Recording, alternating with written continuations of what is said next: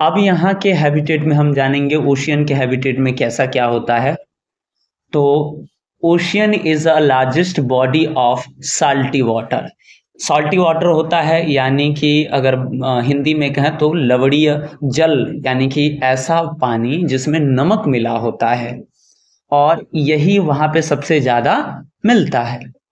Ocean occupy about 2/3 of the earth surface, यानी कि पृथ्वी के सतह से, पृथ्वी के जो पूरा सरफेस है, उस सरफेस का 2/3 पार्ट जो है ओशियन ने कवर कर रखा है। ठीक है।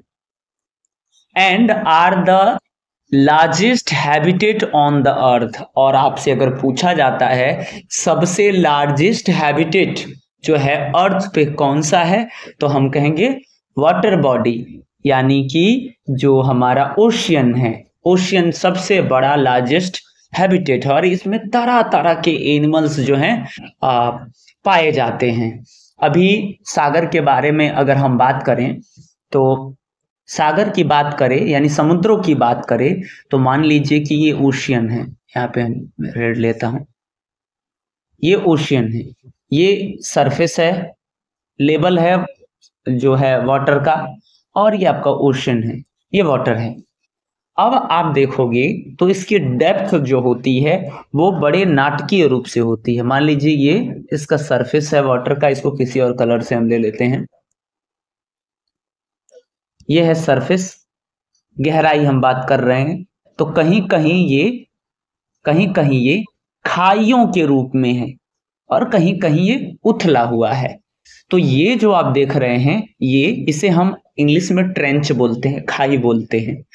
अभी जो है हम सी लेवल में ऊपर ही एक्सप्लोर कर पाए हैं, और ज्यादा एक्सप्लोर करने के लिए और ज्यादा जीवों को जानने के लिए जो साइंटिस्ट हैं ये ट्रेंच तक, इस खाई तक आते हैं और यहाँ पे देखते हैं कि कौन कौन से जीव यहाँ पे होते हैं जो सरवाइव करते हैं, उनका हैबिटेट क्या है, कैसे उनकी बॉडी कवरिंग है और किस तरह से ये पाए जाते हैं।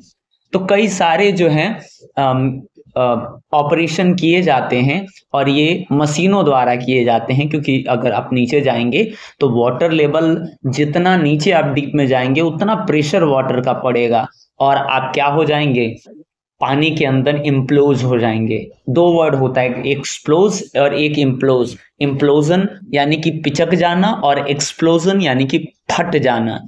तो अंदर आप फटेंगे नहीं, पिचक जाएंगे, सिकुड़ जाएंगे, क्योंकि चारों तरफ से जो वाटर का प्रेशर है वो आपको दबा देगा। ठीक है। तो वाटर में आपका इम्प्लोजन होगा और वाटर के ऊपर अगर आप आते हैं और किसी वजह से आपके अंदर हवा भरी जाती है तो आप एक्सप्लोर करेंगे, एक्सप्लोजन होगा, आप में आप भड़क जाएंगे जिसको कहते हैं, और अंदर जाने पे आप पिचक जाएंगे, ये होता है, इम्प्लोजन हो जाता है। तो इसलिए काफी हैवियर मशीनें जो होती हैं उन मशीनों को हम क्या करते हैं, हम इस ट्रेंच में भेजते हैं, इस खाई में भेजते हैं एक्सप्लोर करने के लिए। तो यहाँ पर भी कई सारे जीव अवेलेबल हैं, एनिमल अवेलेबल हैं, और इन एनिमल्स के बारे में अभी भी डिस्कवरी हो रही है, डिस्कवर किया जा रहा है। अब आगे चलते हैं और देखते हैं हम यहाँ पे a large variety of animals like whales, dolphin. Whales यहाँ पे आप देख सकते हैं, ये बड़ी मछली होती है और लगभग 30 हाथियों जितना, 30 हाथियों से भी क्या है ज्यादा बड़ी ये होती हैं हेवेल्स, कई बड़ी बड़ी हेवेल्स होती हैं, इन्हें हम वेल्स बोलते हैं और ये समुद्र में पाई जाने वाली सबसे बड़ी एनिमल्स हैं।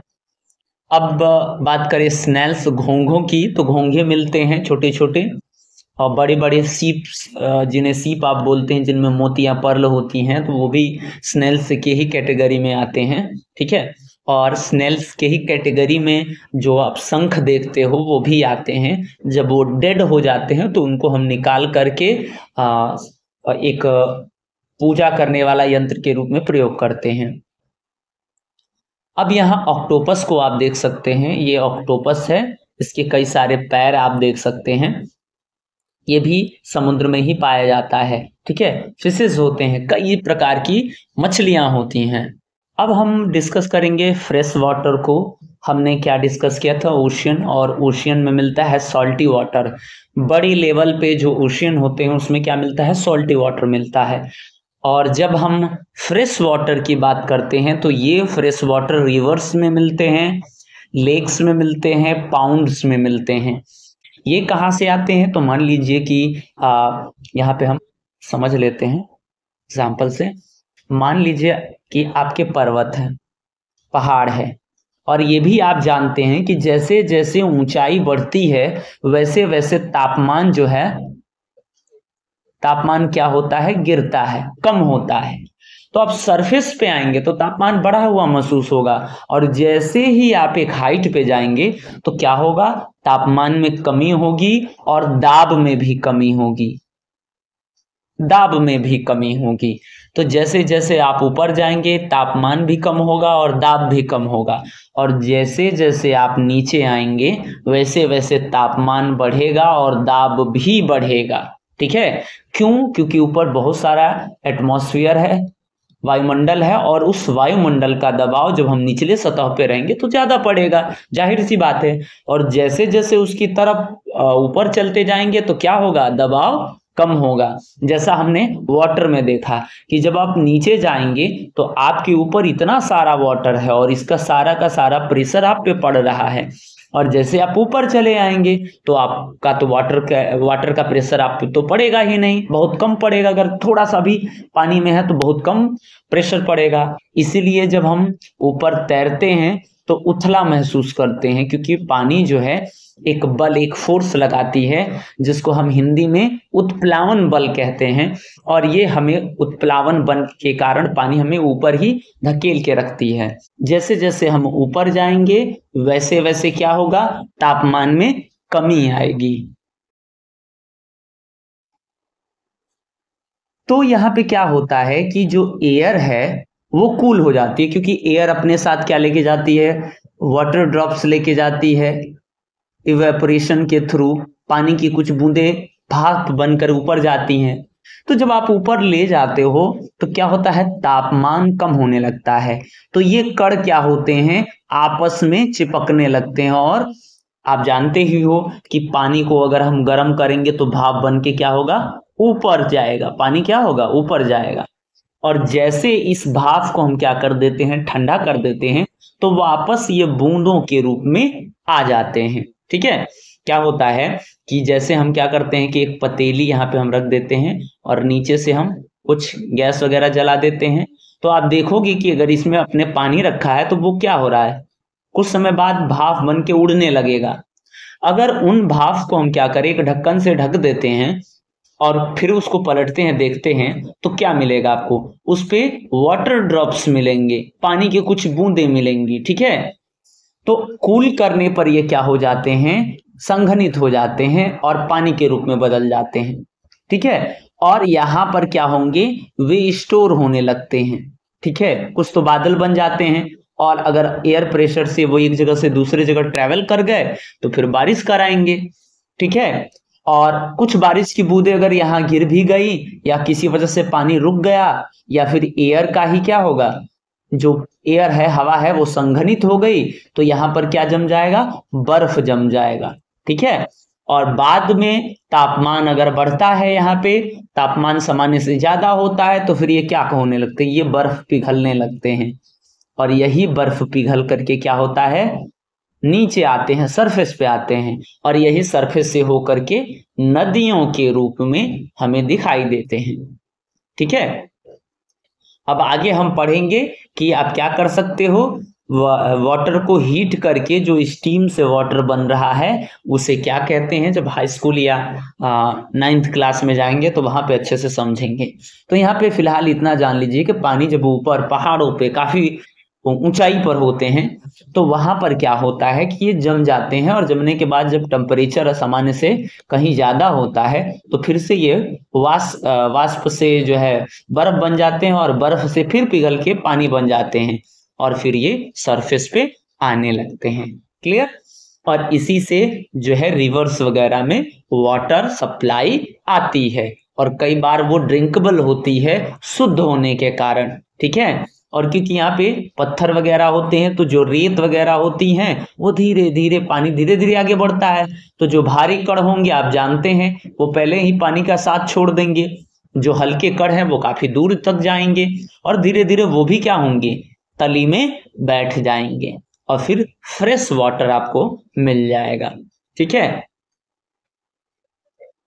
अब यहाँ हमने जान लिया कि रिवर्स, लेक और पाउंड्स में वाटर जो है फ्रेश कैसे आता है, इसको हमने डिस्कस कर लिया। अब जो यहाँ पे एनिमल रहते हैं, जिन एनिमल का यहाँ हैबिटेट होता है, कौन कौन से हैं, जो है फिशेस होते हैं, यहाँ पर फ्रॉग्स भी होते हैं, टोड्स भी होते हैं और डक भी होते हैं। ठीक है, कई तरह के छोटे जीव भी इन रिवर्स, लेक और पाउंड में पाए जाते हैं। ये देखिए टर्टल, ये डक है, ये भी फ्रेश वाटर में जो है तैरते हैं और इनकी मछलियों को खाते हैं। ठीक है, तो इनका फूड वो मछलियां हो जाती हैं और कई तरह के जीव जो वाटर में अवेलेबल हैं उनको ये खा करके वहां पे सरवाइव कर पाते हैं। क्रेन है, ये भी फिश ईटर होते हैं, फिश को खाते हैं। ठीक है,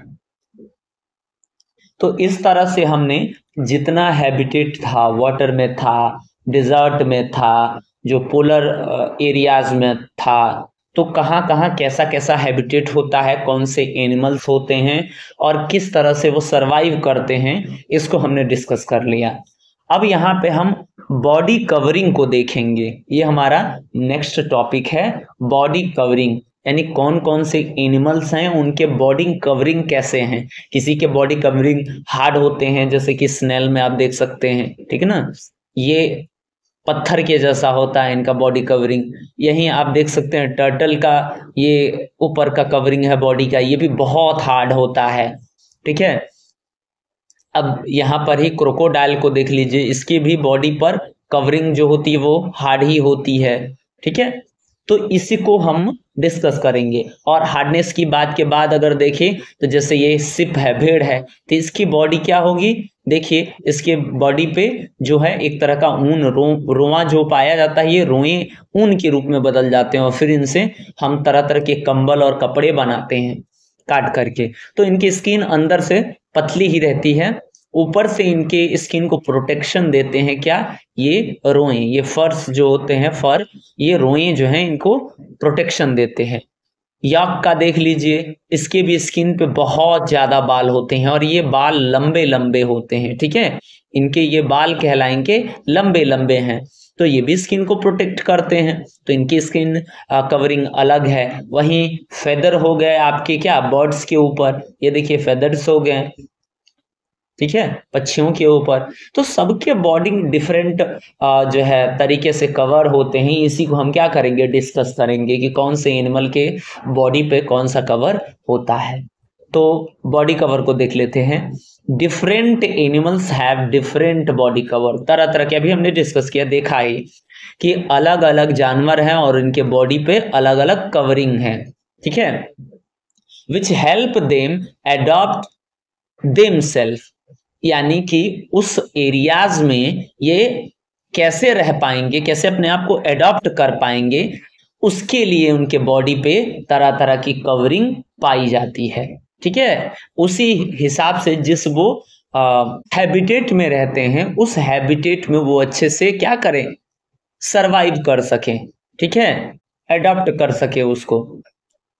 different kinds of environmental condition, यानी कि अलग अलग इन्वायरमेंटल कंडीशन भी वहाँ के होते हैं। कहीं का वाटर जो है सॉल्टी होता है, कहीं का फ्रेश वाटर होता है, तो उस हिसाब से एनिमल भी होंगे।